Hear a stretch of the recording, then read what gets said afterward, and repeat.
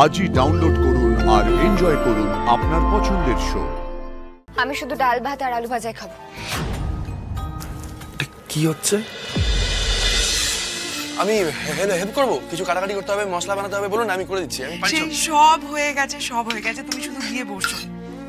সব হয়ে গেছে? ওকে।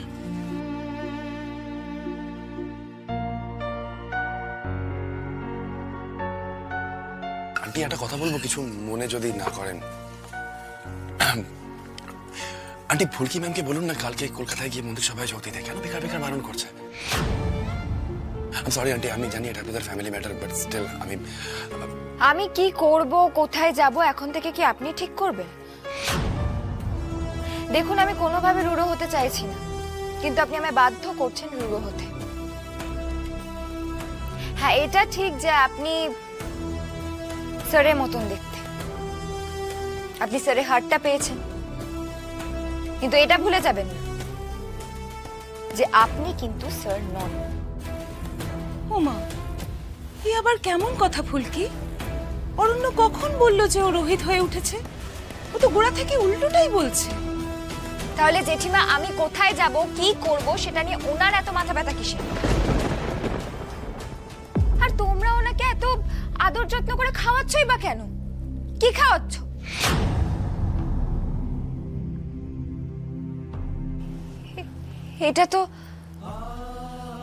এটা তো স্যারের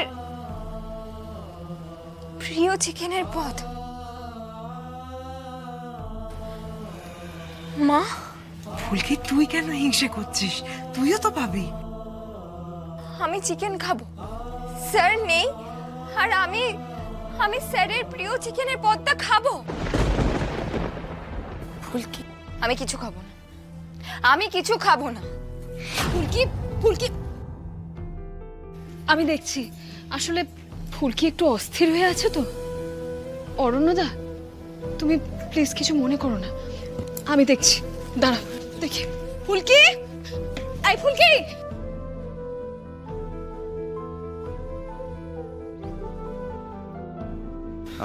এই অরণ্য, বুঝতেই তো পারছো ফুলকি আর রোহিতের সম্পর্কটা কতটা গভীর ছিল। তুমি ফুলকির কথায় কিছু মনে করো না যেন। না না, আমি আমি কিছু মনে করিনি। কি মনে করব? এসো, ডাইনিং এর দিকে এসো, এসো।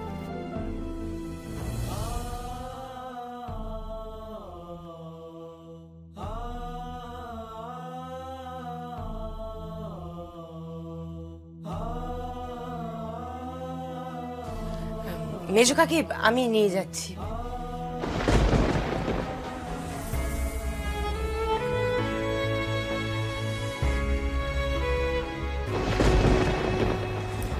মেজবু,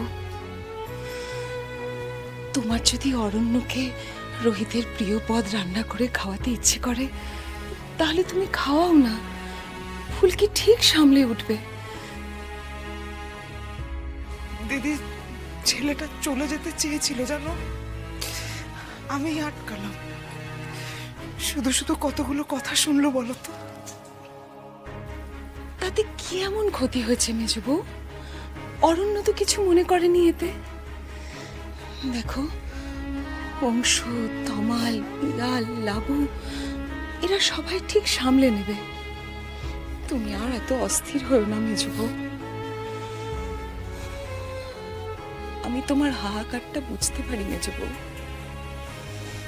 তথাটা চলে যাওয়ার পর আমারও তো এরকমটাই হয়েছিল।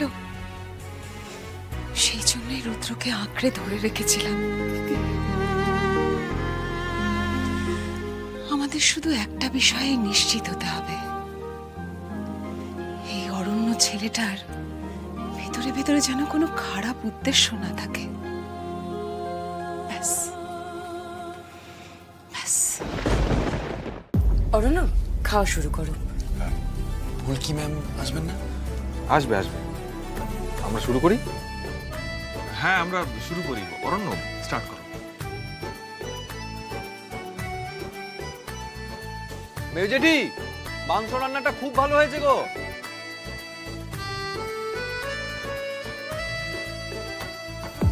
আমিও করছি টেস্ট।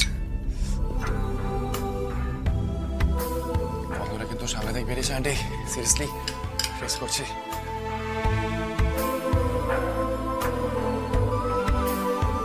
ফুলকি এসো এসো। এই দি ভাই, খুব খিদে পেয়েছে, আমাদের খেতে দে। বেড়েই তো রেখেছি, বস ফুলকি বসো, একটু বসো।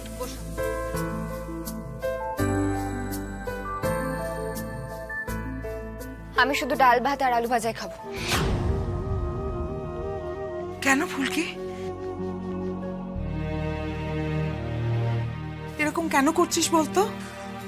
মা, আমার গলা দিয়ে আর মাছ মাংস এগুলো নামবে না, আমার ভালো লাগছে না খেতে।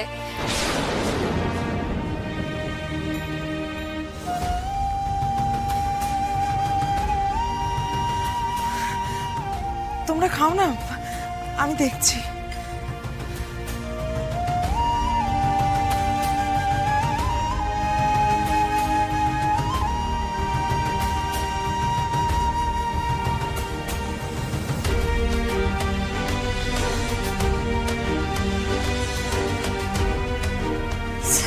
গাঁটটা মারবো একটা, টাক ফুলিয়ে আলু করে দেবো, ভালো লাগবে? এটা কি হচ্ছে?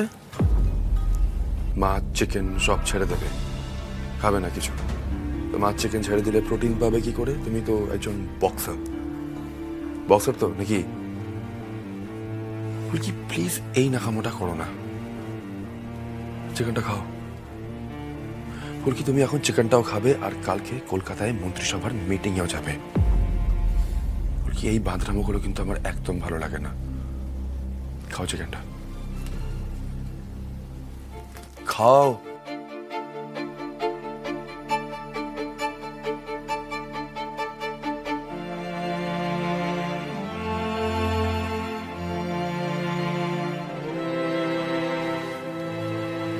খেয়েছি,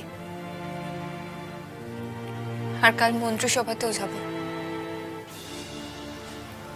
আমি কখনো আপনার কথা শুনিনি এরকম হয়েছে?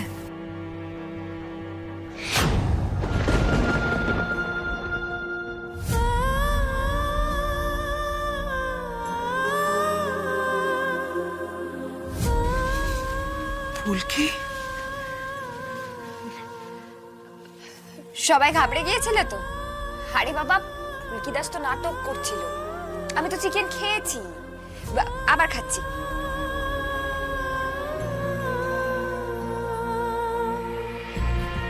চিকেনও খেলাম, আর কালকে সুনন্দাদির যে মিটিং আছে আমি সেখানেও যাব।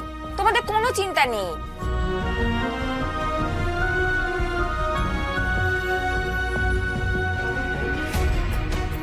ফুলকি ম্যাম খুব কষ্টে আছেন, বোঝাই যাচ্ছে দেখলে। ম্যাডাম আপনি যাই বলুন না কেন, আমি আপনার পাশে থাকবো আর যতটা সম্ভব সাহায্য করব।